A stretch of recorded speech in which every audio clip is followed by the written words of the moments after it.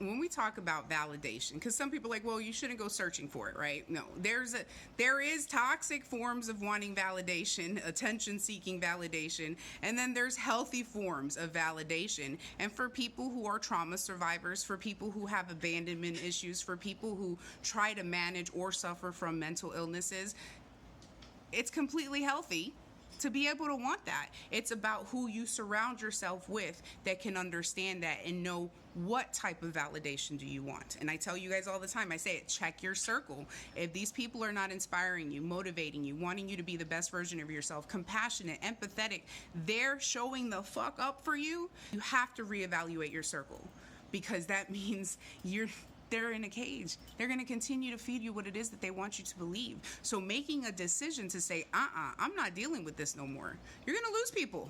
You are. Going through a healing journey, starting a healing journey is equivalent to grief and loss of everything around you, because you will lose about 90% of the people and sometimes 90% of the things too, depending on what it is. Remember, it's not better or worse, it's just different. I'm not a professional, I'm not licensed, just a human being who's been through it, who's going through it, and y'all got Google at your fingertips. You can educate yourselves at your leisure, right? And so when we're doing that and making these decisions, one thing that I feel when it comes to validation is when I talk about my story here, I talk about, right, it's been 5 years since I started my healing journey, which we know healing never ends, right? We heal up until now, and then, you know, when I leave my hair down, y'all, you know, then the stimming, I'm all up in these curls. Whoop. Y'all are so patient with me. And so, you know, when you boil that down into something, it gives you the opportunity to understand, like, hey, and so I had someone on here because even though I started my healing journey in 2019, I walked away from a toxic parent and broke a generational curse with a family back in 2017.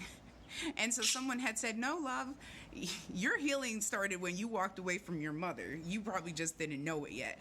And I remember I was like, and I remember, I can't remember her name. This was like a few years ago, but I remember messaging this person and saying, thank you so much, because you know what?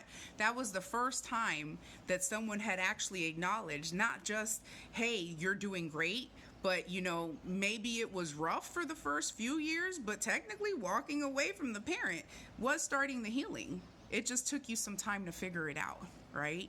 And so sometimes that's why I say it's like 5 years, but 7 years with that. And that's how it happens. And that's why sometimes, you know, I hear people say like, well, I want to start a healing journey. And it's like, you know, like, are you going to write on the calendar April 2nd, 2025, I'm going to go ahead and start a healing journey? It's not a diet.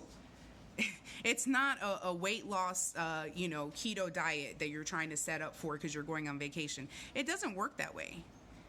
8 out of 10 times, a healing journey usually starts when you least expect it.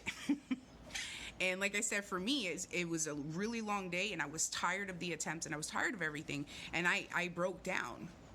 And at the same time, some people go through a crisis, whatever it is that is, grief and loss, that leads you into the arms of therapy and anybody else. Woo!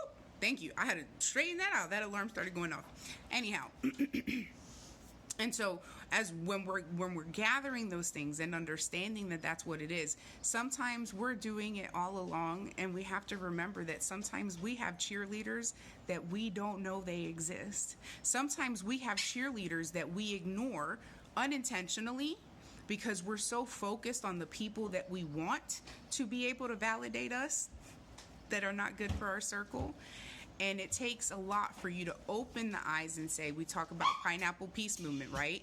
Finding peace in solitude, because you will be alone, and it will get lonely, and it's going to get difficult, but you will get through it. I can promise you, it's the most difficult decision you will ever make, and it's going to be the hardest thing to take on, but you can do it. I tell you, if cauliflower can be pizza, I have faith in you. You have to know that you're not alone. Understand that I see you and I hear you. Understand that these are the things that happen in life, and that you're not the only one. Whether you're managing it or not, whether you're thinking about it or not, whether you're here to just hear about it or not, I hope that this can reach you and understand. And, you know, obviously come this Sunday to my live, we'll be talking a little bit more about it. All right. So I need you to know that you're not alone. We're in it together, and I love you.